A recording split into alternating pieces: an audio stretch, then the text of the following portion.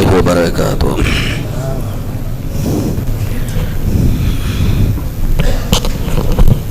نحمده ونصلي ونسلم على حبيبه الكريم أما بعد فأعوذ بالله من الشيطان الرجيم بسم الله الرحمن الرحيم وَلَقَدْ نَصَرَكُمُ اللَّهُ بِبَدْرٍ وَأَنْتُمْ أَذِلَّةٌ صدق الله مولانا العظيم وبلغنا رسوله النبي الأمين الكريم ونحن على ذلك لمن الشاهدين والشاكرين والحمد لله رب العالمين.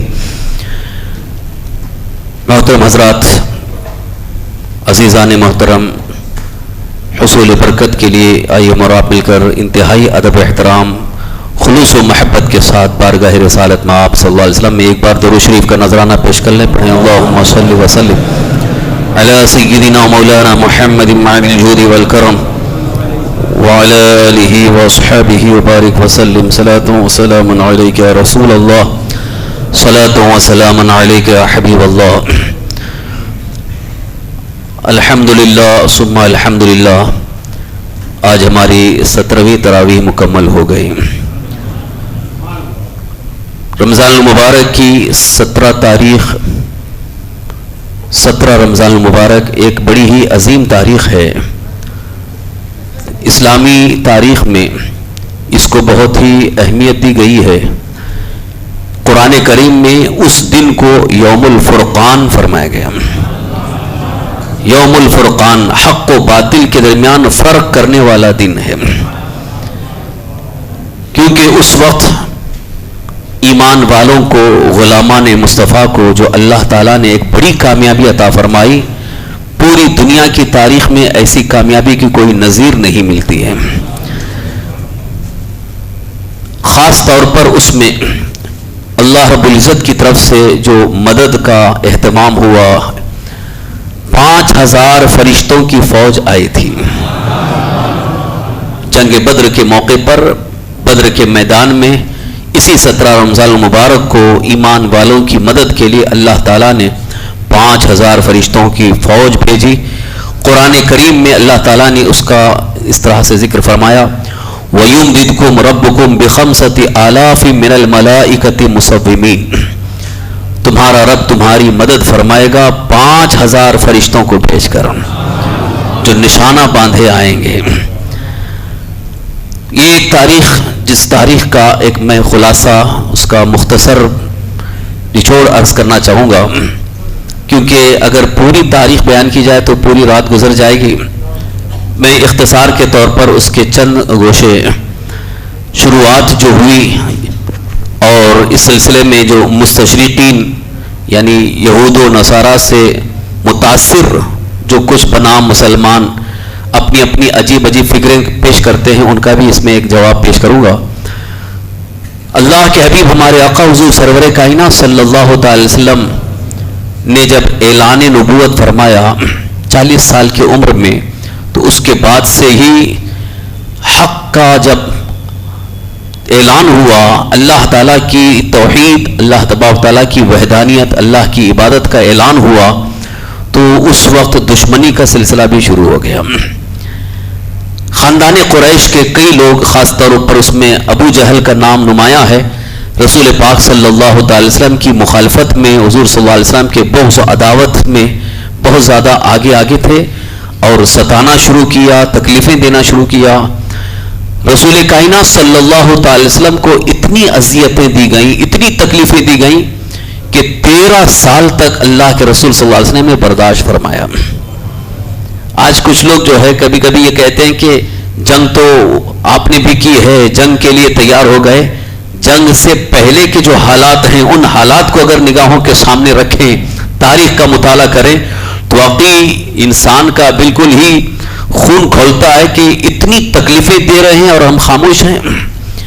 اللہ کے رسول سرور کائنات صلی اللہ تعالی وسلم کا قصور کیا تھا؟ صرف آپ نے اعلان فرمایا تھا کہ اے لوگوں، اپنی پیشانی پتھروں کے سامنے مت جھکاؤ، بلکہ اللہ واحد رب ذوالجلال کی بارگاہ میں جھکاؤ. اسی اعلان پر آپ سے دشمنی کرنے لگے. تو اعلان توحید ہی ایک اہم اعلان تھا. اب دشمنی کی ایک دوسری وجہ بھی تھی. ابو جہل جو سب سے زیادہ دشمنی کر رہا تھا، اس کی ایک بڑی وجہ یہ تھی کہ ابو جہل ایک طرح سے خاندان سے ہی تعلق رکھتا تھا، مگر تھوڑی سی شاخ بدلی ہوئی تھی، کیونکہ اللہ کے رسول سرور کائنات صلی اللہ علیہ وسلم خاندان بنو ہاشم میں سے تھے۔ قریش پورا ایک بڑا خاندان تھا، ایک برادری تھی، ایک قبیلہ تھا، لیکن اسی قریش میں بنو ہاشم جو خاص تھے، اسی نسل سے سرکار دو عالم صلی اللہ علیہ وسلم تشریف لائے تھے اور آپ نے اعلان نبوت فرمایا۔ تو ابو جہل کو ایک بہت بڑی تکلیف اور اس کو ایک حسد جو ہوا کہ خاندان بنو ہاشم میں تولیت کعبہ یعنی خانہ کعبہ کی ذمہ داری اور حاجیوں کو پانی پلانے کی ذمہ داری وغیرہ انہی کے ذمے ہے، اب ساتھ ہی ساتھ اگر نبوت بھی ان کے پاس چلی جائے گی تو ہمارے پاس کیا رہے گا؟ ایک تعصب اس کے دل میں پیدا ہوا اور اسی وجہ سے وہ سرکار دو عالم صلی اللہ تعالی وسلم سے دشمنی کرنے لگا۔ لیکن اب دشمنی کا انداز اس نے کس آڑ میں لیا کہ اللہ کے رسول صلی اللہ علیہ وسلم نے جو اعلان فرمایا تھا اسی اعلان کو لے کر کے لوگوں کو بھڑکانا شروع کیا، یہ تو ہمارے بتوں کے خلاف نیا دین لے کر کے آ رہے ہیں، ہمارے دین کے خلاف دوسرا دین لے کر کے آ رہے ہیں۔ اس طرح سے لوگوں کے ذہن و دماغ میں اس نے تعصب بھرنا شروع کیا، جیسا کہ آج بھی مسلمانوں کے خلاف ایک طرح کا تعصب اور نفرت پیدا کی جا رہی ہے۔ یہ تو ایک ہمارے خلاف ایک نیا دین لے کے آئے ہیں اور یہاں تو ہمارا پرانا دین جو باپ داداؤں سے چلتا تھا، یہ جو آئے ہیں یہ دوسرا لے کے آئے۔ بہرحال مختلف قسم کی فکریں پھیلائی جا رہی ہیں۔ تو جنگ بدر کے تناظر میں آج کے حالات کے پیش نظر ہمارے لیے بہت سارے اسباق حاصل ہیں۔ اس پر آپ توجہ کریں کہ حسد کی بنیاد پر انسان مخالفت پر اتر آتا ہے، حسد کی بنیاد پر تعصب بھی پیدا ہوتا ہے، حسد کی بنیاد پر انسان دشمنی میں اس قدر زیادہ آگے بڑھ جاتا ہے کہ پھر اس کے لیے سب چیز اس کے لیے جائز ہو جاتی ہے، یعنی اپنے حد تک وہ کسی بھی حد تک گزر سکتا ہے۔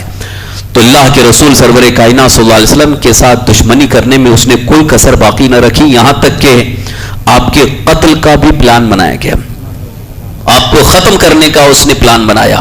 پورے مکہ کے قبیلے کے چند لوگوں کو اکٹھا کیا، جوانوں کو جمع کیا اور سب کے سامنے اس نے ایک مشورہ پیش کیا کہ بھائی اب ان کا بہت ہو گیا، اب ان کو کیسے بھی ختم کرنا ہے، کیا صورت ہو سکتی ہے؟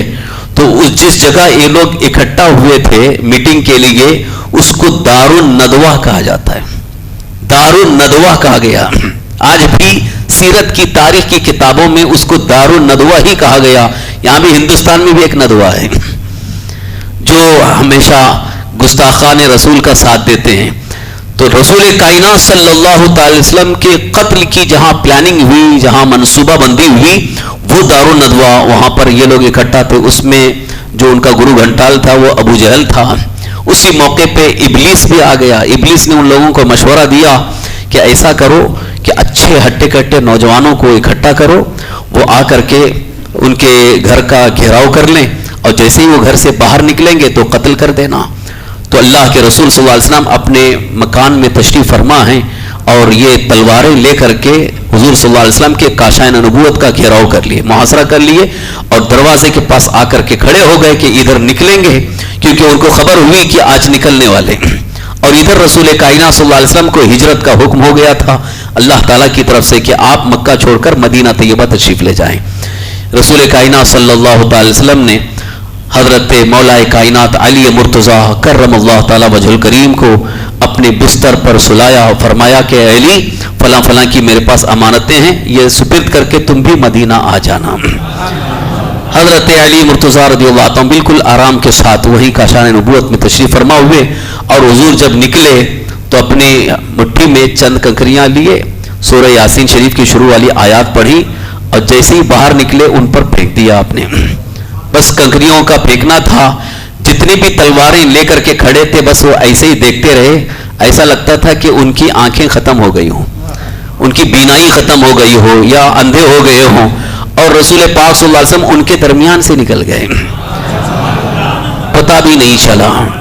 یہ اللہ تبارک تعالیٰ جس کی حفاظت فرمانا چاہے پوری حکومت پوری طاقت اس کے خلاف لگ جاتی ہے، لیکن اللہ اس کو بچا لیتا ہے، اللہ محافظ۔ تو حضور صلی اللہ علیہ وسلم ہجرت کر کے مدینہ طیبہ تشریف لائے۔ ہجرت کے بھی کافی واقعات ہیں، اب اصل مقصد کی طرف آ رہا ہوں۔ جیسے ہی مدینہ طیبہ سرکار دو عالم صلی اللہ علیہ وسلم تشریف لائے، یہاں آنے کے بعد مدینہ والے تو بہت خوش ہو گئے کہ اللہ کے آخری نبی جن کے دیدار کے لیے ہم لوگ بے تاب تھے، بے قرار تھے، وہ رسول پاک ہمارے یہاں آ گئے۔ مکہ والے قدر نہ کر سکے، لیکن مدینہ والوں نے، چونکہ یہاں پر جو حضرات تھے ان کے دلوں میں پہلے ہی سے محبت رسول موجود تھی، اور الحمدللہ ان کو انصار کا لقب دیا گیا۔ آج انصاری حضرات جو ہے ادھر سے نسبت جوڑتے ہیں، بہرحال نسبت کے اعتبار سے یہ بہت اچھی چیز ہے، اگر ادھر سے نسبت جوڑی جاتی ہے تو یہ دعا کریں کہ ان کا صدقہ ہم سب کو بھی ملے، کہ سرکار دو عالم صلی اللہ علیہ وسلم کی خدمت کا صدقہ ان کو ملا، کہ حضور وہاں جب تشریف لے گئے تو سب کے سب بہت خوش بھی ہو گئے۔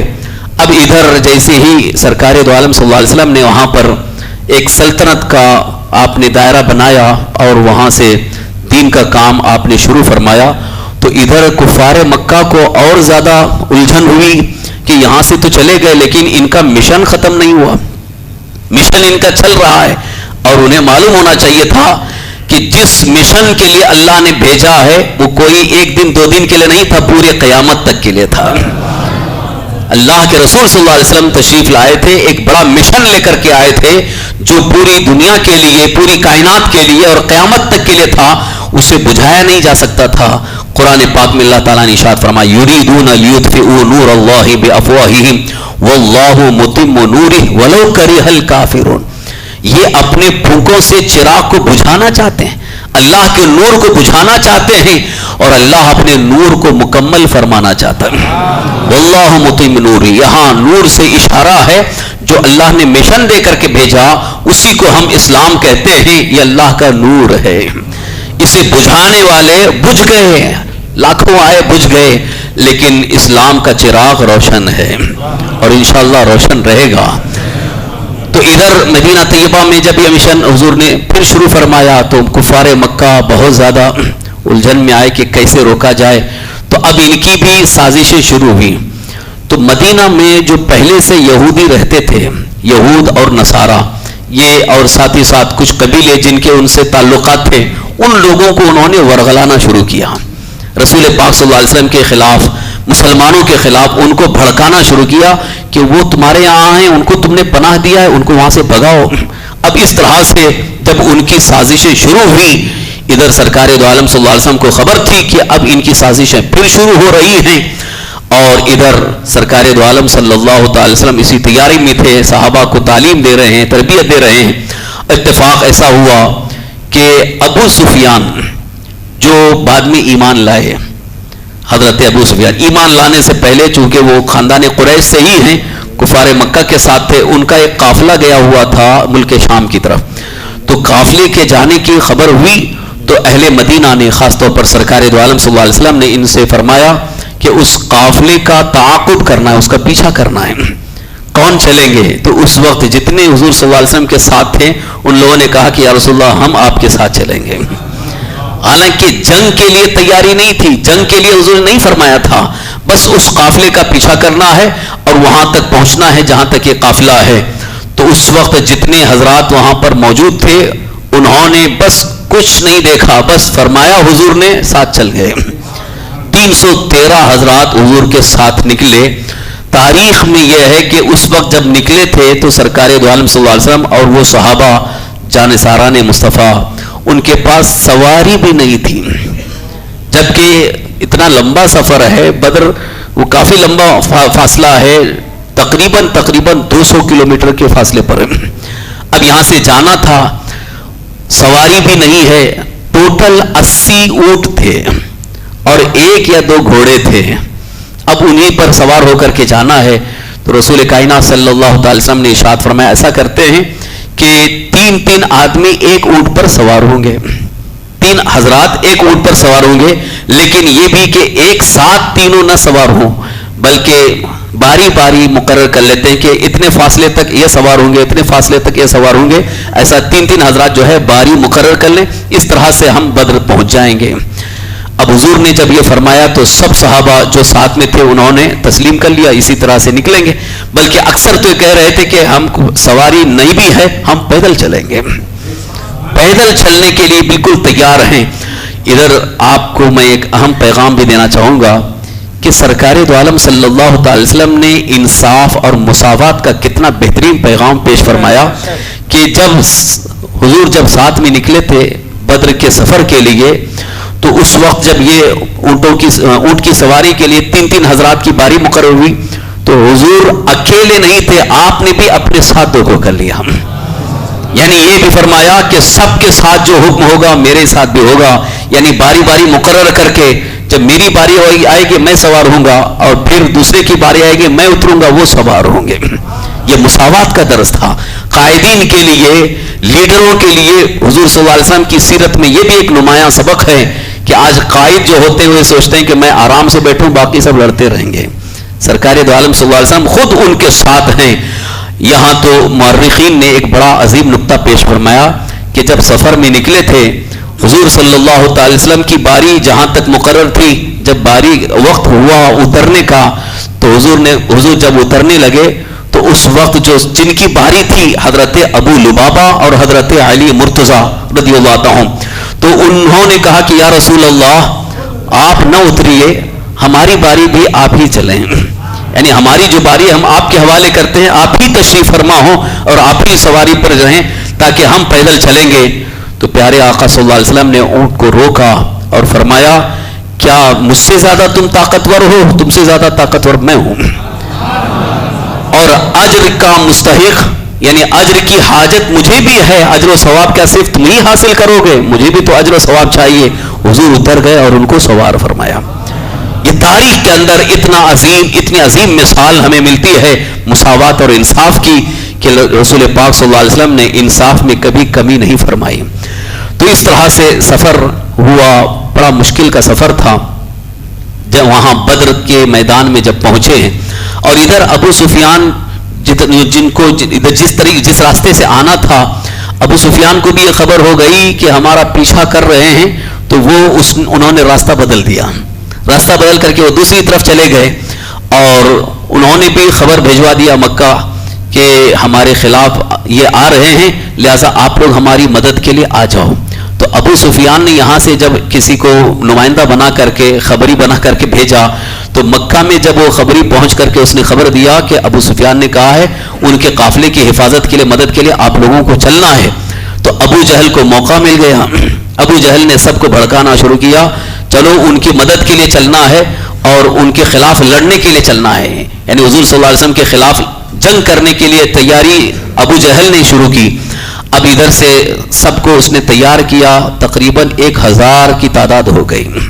یہ صرف 313 ہیں اور وہ بھی جنگ کے ارادے سے نہیں گئے تھے. وہاں جا کر کے ان پر ایک طرح کا پریشر بنا کر کے تاکہ ان سے یہ معاہدہ ہو جائے کہ بھائی یہ سب چیزیں بند کرو، اسلام قبول کر لو. ادھر تو حضور صلی اللہ علیہ وسلم کا اور صحابہ کا یہی ارادہ تھا، لیکن ابو جہل جو ہے وہ خاص جنگ کے ارادے سے نکلا.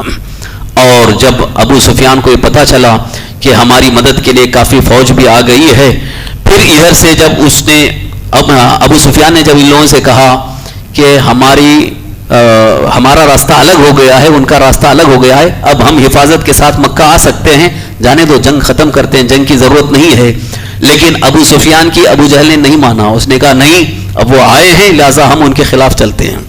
اس طرح سے ابو جہل سب کو لے کر کے وہ بھی میدان بدر میں آ گیا. اب یہاں آئے تو 3 دن تک یعنی ابھی جنگ کی شروعات سے 3 دن تک ان لوگوں نے خوب عیاشیاں کی.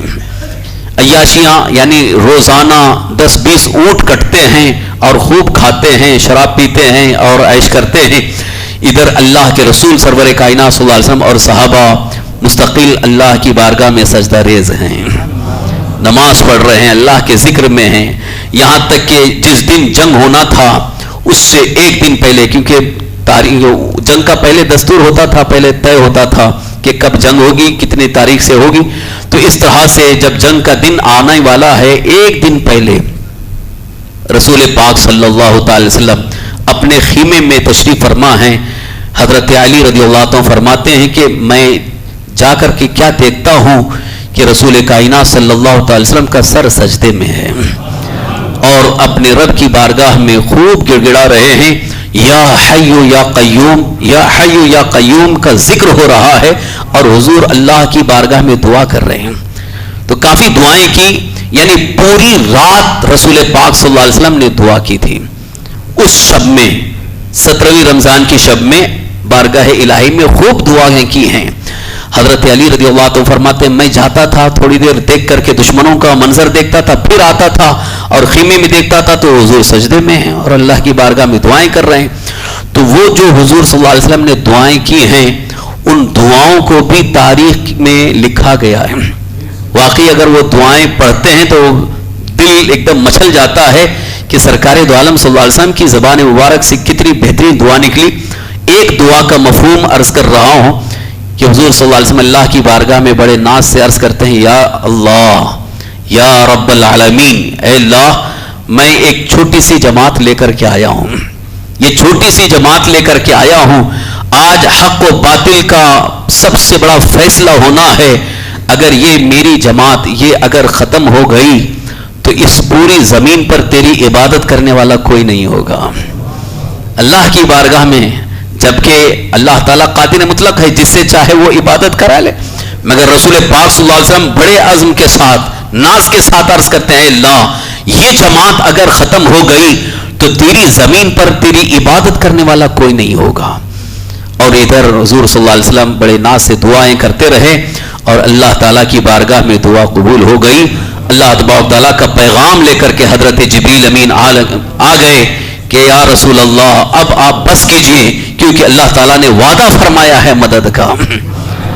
جب حضرت جبریل آ گئے پیغام خداوندی لے کر کے تب سرکار دو عالم صلی اللہ علیہ وسلم کو اطمینان ہو گیا کہ اب یقیناً اللہ کی مدد آئے گی. پھر بھی سرکار دو عالم صلی اللہ علیہ وسلم نے اپنے جانثار صحابہ کو بلا کر کے ایک جگہ اکٹھا کیا اور صف بندی کی، صف لگائی حضور نے. اب صفیں جب لگائیں تو اس وقت حضور صلی اللہ علیہ وسلم نے ایک تقریر فرمائے، ایک خطبہ دیا کہ آج آپ لوگ آئے ہیں، کس لیے آئے ہیں؟ اللہ کے کلمے کو بلند کرنے کے لیے، اعلاء کلمۃ الحق یعنی اللہ کے دین کی سربلندی کے لیے آئے ہیں. اور حقیقت یہی ہے کہ ان صحابہ کا اپنا کوئی ذاتی مفاد نہیں تھا، اپنا کوئی ذاتی مقصد ہی نہیں تھا، وہ آئے تھے صرف اللہ کی رضا کے لیے. کیونکہ جو ذاتی مفاد کے لیے آتا ہے تو پورے ہتھیار سے لیس ہو کر کے آتا ہے، پوری تیاری کے ساتھ آتا ہے. لیکن یہاں تو صحابہ جو آئے تھے صرف حکم رسول پر آ گئے تھے کہ آقا نے فرمایا ہے، آقا نے بلایا لہذا چلیں گے. اس طرح سے جب حضور نے ان کے سامنے ایک تقریر کی اور فرمایا کہ اعلاء کلمۃ الحق کے لیے آئے ہیں، ابھی بھی کیا آپ لوگ واپس جانے کے لیے تیار ہیں؟ کیا آپ واپس جا سکتے ہیں؟ کیونکہ دشمن کی تعداد زیادہ ہے، اسلحہ ان کے پاس ہے اور بہت ہی تیاری کے ساتھ وہ آئے ہیں. تو آپ لوگوں کی کیا رائے ہے، کیا ارادہ ہے، نکلیں گے یا جنگ لڑیں گے؟ اس وقت ان سارے صحابہ میں سے ایک صحابی جن کا نام حضرت مقداد ابن اسود رضی اللہ عنہ ہیں، وہ کھڑے ہو کر کے عرض کرتے ہیں یا رسول اللہ صلی اللہ تعالی علیہ وسلم ہم قوم موسیٰ کی طرح نہیں ہیں کہ حضرت موسیٰ علیہ السلام نے اپنی قوم سے جب کہا تھا اللہ کا حکم آ گیا جہاد کے لیے چلو، تو اس قوم نے کیا جواب دیا تھا؟ تم اور تمہارے رب جاؤ لڑو، ہم نہیں لڑیں گے. موسیٰ علیہ السلام کی قوم نے یہ جواب دیا تھا. تو حضرت مقداد بن اسود کہتے ہیں یا رسول اللہ ہم قوم موسیٰ نہیں ہیں کہ ایسا جواب دیں گے، بلکہ ہم آپ کے دائیں بائیں آگے پیچھے آپ کے قدموں میں اپنی جانیں لٹا دیں گے، اپنی جانیں قربان کریں گے، ہم یہاں سے جائیں گے نہیں جب تک کہ کلمہ اسلام بلند ہو جائے. تو اس طرح سے جب حضرت مقداد بن اسود نے عرض کیا ہے تو سرکار دو عالم صلی اللہ تعالی وسلم کے چہرے پر خوشی کے اتنے آثار کہ راوی بیان کرتے ہیں کہ حضور کا چہرہ خوشی سے چمک اٹھا. یعنی جب کوئی جانثار صحابی، جب کوئی ایک بندہ مومن غلام مصطفیٰ اللہ کے دین کی سربلندی کے لیے اپنی جان لٹانے کے لیے تیار ہے تو سرکار دو عالم صلی اللہ علیہ وسلم اس سے بے پناہ خوش ہیں. تو حضور صلی اللہ علیہ وسلم نے فرمایا کہ آپ لوگوں کی مدد کا اللہ نے وعدہ فرمایا ہے. پھر انہیں اور مزید یقین ہو گیا کہ اللہ نے مدد کا وعدہ فرمایا، لہذا اب ہمیں کوئی تکلیف نہیں ہے چاہے ہماری یہیں پر جانیں چلی جائیں. تو سرکار دو عالم صلی اللہ علیہ وسلم نے ان کی صف بندی فرمائی. اور پھر جب جنگ شروع ہوئی ہے، بڑی گھمسان کی جنگ شروع ہوئی، لیکن اس جنگ کے اندر جو صحابہ جبکہ خالی ہاتھ آئے، جن کے ہاتھوں میں ہتھیار بھی نہیں ہے، اپنے جسم کی حفاظت کے لیے زرہ بھی نہیں ہے، جبکہ جنگ میں جانے والے زرہ پہن کے جاتے ہیں، سر پہ خوت پہن کے جاتے ہیں، حفاظت کا انتظام کرتے ہیں، کچھ نہیں ہے، اور گھس گئے پوری فوج کے سامنے، تو کفار ایک دم ان کا دل دہل گیا، لرز گئے، اور وہ خود ہی بھاگنے لگے، ادھر ادھر منتشر ہو گئے کہ یہ 313 ہیں، ان کے اندر اتنی طاقت کہاں سے آ گئی۔ اب قربان جاؤ ان دو بچوں پر کہ وہ دو بچے جو آئے تھے، حضرت معاذ اور معوذ ابن عفرا، یہ حضرت عفرا صحابی رسول، ان کے دونوں بیٹے ابھی جوانی کی عمر کو پہنچے ہوئے ہیں، لیکن ان کو جنگ میں شامل نہیں کیا گیا تھا۔ تاریخ میں یہ ہے کہ جب صف لگائی جا رہی تھی تو وہ دونوں بچے پنجوں کے بل کھڑے ہو رہے تھے تاکہ ہم بڑے دکھیں، کیونکہ چھوٹوں بچوں کو جنگ میں شریک ہونے کی اجازت نہیں ہوتی تھی، تو پنجوں کے بل کھڑے ہو رہے ہیں تاکہ حضور ہمیں واپس نہ کریں بلکہ ہم کو بھی لڑنے کا موقع دے دیں۔ یہ جوانوں کے اندر جوش اور جذبہ تھا دشمنوں کے مقابل میں لڑنے کے لیے، اور جیسے ہی جنگ شروع ہوئی ہے، ان دو بچوں نے ایک سینئر صحابی حضرت عبد الرحمن ابن عوف رضی اللہ عنہ کے کان میں آ کے پوچھتے ہیں، ابو جہل اس میں کون ہے؟ ابو جہل کون ہے؟ کیونکہ بچوں نے دیکھا نہیں تھا اس کو، اور جیسے ہی پوچھا تو حضرت عبد الرحمن بن عوف گھوم کر کے دیکھتے ہیں، ارے بچوں تم کو کیا مطلب ہے؟ تو انہوں نے جو جواب دیا ہے بچوں نے، اس کا مفہوم، اس کا انداز مورخین نے اس طرح سے ذکر کیا ہے کہ بچوں نے یہ ارادہ ظاہر کیا، ہم نے سنا ہے کہ ہمارے آقا کو گالیاں دیتا ہے، ہم اسے مارنا چاہتے ہیں۔ بس عبد الرحمن ابن عوف رضی اللہ عنہ نے اشارہ کیا، وہ دیکھو ابو جہل ہے، تو دونوں بچے جھپٹ کر کے گئے اور اس ابو جہل کے اوپر مار کر کے وہیں گرا دیا اس کو۔ بڑے بڑے بہادر صحابہ کرام دیکھ کر کے حیرت میں ہیں کہ دو بچے یہ اٹھ کر کے فوراً اس پر حملہ کیا اور اس کو ختم کر ڈالے۔ یہ گستاخ رسول کو قتل کرنے کا جو جذبہ یہ ان بچوں کے اندر کیسے پیدا ہوا؟ اس لیے کہ جس کے سینے میں محبت رسول ہوتی ہے وہ گستاخ رسول کو کبھی برداشت نہیں کرتا ہے۔ واقعی اللہ تبارک تعالیٰ نے اس ابو جہل کو بڑی ذلت کی موت عطا فرمائی، اور تاریخ میں یہ بھی ہے کہ ابو جہل کو جب بچوں نے مار کر گرا دیا، اب اس کے اندر سکت باقی نہیں تھی، آخری سانسیں تھی، تو جب دیکھنے کے لیے لوگ آئے تو وہ دیکھ کر کے ان سے کہہ رہا ہے، مجھے اس بات کا افسوس اور غم ہے کہ مجھے دو کسان کے بچوں نے مارا، کیونکہ حضرت افرا جو ہے وہ کسان تھے، کھیتی باڑی کا کام کرتے تھے، تو وہ بڑا لیڈر ہے، اس کو سب سے زیادہ گھٹن یہ ہو رہی ہے، بڑے کسی بہادر نے نہیں مارا، دو بچوں نے مارا۔ تو اللہ تعالیٰ نے اس کو بڑی ذلت کی موت عطا فرمائی۔ اس طرح سے اس میں بڑے بڑے جو ان کے لیڈر تھے، عتبہ، شیبہ، ولید بن مغیرہ، یہ سب وہ جو تھے جنہوں نے حضور صلی اللہ علیہ وسلم کے خلاف بہت زیادہ محض آرائی کی تھی، اسی بدر میں وہ سب مارے گئے، اور اللہ تعالیٰ نے غلامان مصطفیٰ کو فتح عطا فرمائی، فتح کا جھنڈا گاڑا، اور جب فتح حاصل ہوئی ان میں سے جو بچے تھے وہ بھاگ گئے، مال غنیمت اکٹھا کیا گیا، حضور صلی اللہ تعالی وسلم وہاں پر 3 دن قیام فرمائے، اس کے بعد پھر واپس مدینہ طیبہ تشریف لائے۔ تو اس موقع پر اللہ تبارک تعالیٰ کی طرف سے جو فرشتوں کی فوج آئی، وہ کیسے علم ہوا؟ ان میں سے کئی صحابہ کرام نے بعد میں اس کا اظہار فرمایا، چونکہ حضور کو تو علم تھا، حضور کو معلوم تھا۔ تو راوی بیان کرتے ہیں حضرت جابر ابن عبداللہ رضی اللہ عنہ کہ جب ہم اٹھاتے تھے تل مارنے کے لیے ہاتھ اٹھاتے تھے، تب تک سامنے والا گر جاتا تھا۔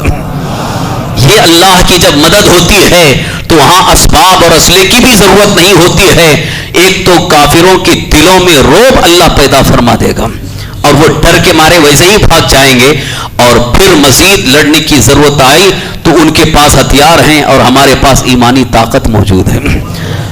اس سلسلے میں ایک پیغام یہ بھی دینا چاہتا ہوں کہ جنگ بدر کی اس عظیم تاریخ کو فراموش نہ کریں، نہ بھولیں، کیونکہ اصل اسلام کی ترقی اور اسلام کا فروغ وہاں سے ہوا، کیونکہ حضور صلی اللہ علیہ وسلم نے دعائیں اس لیے کی تھی کہ یہ اگر جماعت باقی رہے گی تو یہیں سے پھر اسلام پھیلے گا، اور اسی جنگ بدر کے بعد پھر کفار کے دلوں میں ایک ایسا رعب پیدا ہو گیا کہ جدھر دیکھو ادھر مسلمانوں کو کامیابی حاصل ہو رہی ہے، فتح حاصل ہوتی چلی جا رہی ہے۔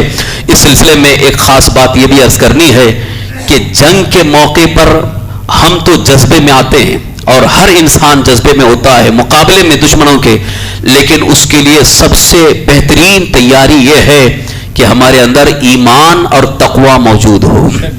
ایمان اور تقوی، پرہیزگاری. تو اللہ تبارک تعالیٰ کا وعدہ ہے کہ تمہارے اندر ایمان اور تقوی اور پرہیزگاری موجود ہے تو یقیناً ہم تمہاری مدد فرمائیں گے. اگر تمہارے مقابل میں 100 بھی ہیں تو تم ان 100 پر اکیلے بھاری ہو سکتے ہو.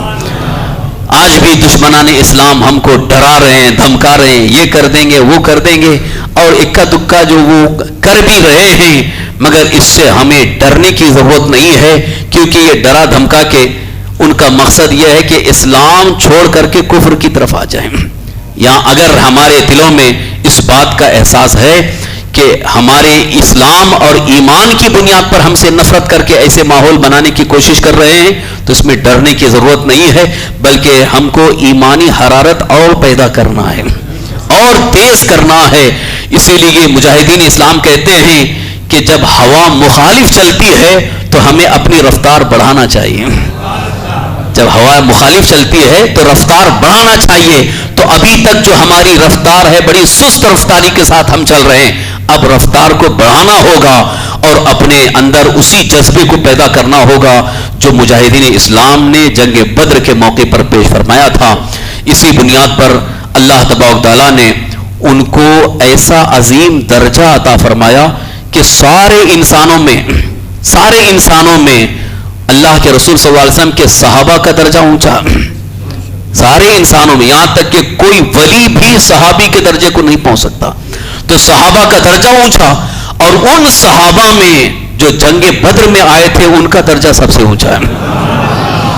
سرکار دو عالم صلی اللہ علیہ وسلم نے ارشاد فرمایا کہ جو فرشتے جنگ بدر میں آئے تھے ان فرشتوں سے افضل حضور کی امت میں صحابہ میں جو بدری صحابہ ہیں ان کو اللہ تعالیٰ نے وہ درجہ عطا فرمایا، کیونکہ وہ اللہ کے حکم پر بالکل، اللہ کے حکم پر اور اللہ کے رسول صلی اللہ علیہ وسلم کے حکم پر بالکل کھڑے رہ گئے. انہوں نے پیٹ پھیر کر کے بھاگنا نہیں چاہا تو اللہ تعالیٰ نے انہیں وہ درجہ عطا فرمایا کہ آج 1500 سال کا عرصہ گزر رہا ہے، ان کی بارگاہ میں خراج عقیدت پیش کیا جا رہا ہے. تو جنگ بدر کی تاریخ بھی بڑی عظیم تاریخ ہے اسلامی تاریخ میں، اس تاریخ کو یاد بھی رکھیں. اور جو حضرات صحابہ بدر میں شریک ہوئے تھے، جو 313 حضرات ہیں، ان کی بارگاہ میں ایصال ثواب بھی کرنا ہے. اب ایک اہم روایت پیش کر رہا ہوں، اس کو ذہن میں رکھیے. کئی بزرگوں نے اس بات کا اظہار فرمایا کہ اللہ تبارک تعالیٰ نے ان شہدائے بدر، ویسے تو بدر میں شہید جو ہوئے وہ صرف 14 حضرات شہید ہوئے، ان 313 میں صرف 14 شہید ہوئے، باقی شہید نہیں ہوئے. وہ ان کو شرکت کا ہی اللہ نے بڑا درجہ عطا فرمایا، وہ غازی کی حیثیت سے ہوئے، اور باقی دوسری جگہوں میں شہید ہوئے. لیکن بدر میں شہید ہونے والے صرف 14 تھے اور شریک ہونے والے شرکائے بدر ٹوٹل 313 ہیں. تو اللہ تبارک تعالیٰ نے ان کے ناموں میں اتنی تاثیر اور اتنی برکت رکھی ہے کہ بزرگان دین فرماتے ہیں جس محفل میں ان کے نام پڑھ کر کے دعائیں کریں اللہ تعالیٰ اس محفل کی دعا قبول فرما لیتا ہے. اس لیے باضابطہ بزرگوں نے ایک میلاد بدر مولود کے نام سے اس کو مقرر فرمائی ہے. میلاد پڑھی جاتی ہے، پھر اسماء بدر پڑھے جاتے ہیں، اس کے بعد خاص دعائیں ہوتی ہیں. تو آج کی شب چونکہ یہ 17 رمضان المبارک کی شب ہے، یہاں کا بھی الحمدللہ یہ پہلے سے ماحول ہے اور یہ روایت بہت سابقہ چلی آئی ہے. الحمدللہ بڑی خوشی کی بات ہے، کیونکہ ان اسماء بدر کے نام کو ہم کو سننے کا موقع کب ملے گا؟ سال میں ایک بار ان کے ناموں کو ہم سنتے ہیں. یوں تو ان میں چاروں صحابہ یعنی حضرت ابو بکر صدیق، حضرت عمر فاروق، حضرت عثمان غنی، حضرت علی رضی اللہ عنہ، ان خلفاء راشدین کو اکثر سنتے رہتے ہیں. لیکن ان کے علاوہ اور جو صحابہ جو جنگ بدر میں شریک ہوئے ان کے ناموں کو سننے کا موقع کم ملتا ہے. آج ہم ان کے تمام اسماء گرامی، ان کے ناموں کا ذکر کریں گے. تو آپ جیسے ہی نام سنیں فوراً رضی اللہ تعالی عنہ پڑھیں. علماء فرماتے ہیں کہ جب سرکار دو عالم صلی اللہ علیہ وسلم کا نام پاک آئے تو صلی اللہ علیہ وسلم کہنا چاہیے، اور صحابہ کرام کا نام آئے تو رضی اللہ تعالی عنہ کہنا چاہیے. تو یہ بھی ایک طرح سے ان کی بارگاہ میں خراج عقیدت ہے، ان کی بارگاہ میں دعا ہے، اور اللہ تبارک تعالیٰ اس کو قبول بھی فرمائے گا. تو جیسے ہی ان کے اسماء گرامی پڑھے جائیں رضی اللہ تعالیٰ عنہ کہیں، پھر انشاءاللہ ایصال ثواب فاتحہ خوانی ہوگی اور نیاز تقسیم ہوگی. آپ حضرات سے گزارش ہے کہ اللہ تعالیٰ کے واسطے، اللہ کے حبیب صلی اللہ تعالی وسلم کی محبت اور سیرت مصطفیٰ کے واسطے آپ سے گزارش کروں گا کہ اب ہمیں سیرت مصطفیٰ پر توجہ دینی ہے اور اس کو اپنی عملی زندگی میں لانے کی کوشش کرنا ہے. یہ ایک خاص پیغام ہے کیونکہ سیرت مصطفیٰ ہی ایک ایسی عظیم سیرت ہے جو ہمیں دنیا میں ہر اعتبار سے ہمارے لیے کامیابی کا زینہ ہے. سیرت مصطفیٰ کو پڑھیں اور حضور صلی اللہ علیہ وسلم کی سیرت کو عملی جامہ پہنانے کی کوشش کریں. اللہ تعالی ہم سب کو اس کی توفیق نصیب فرمائے.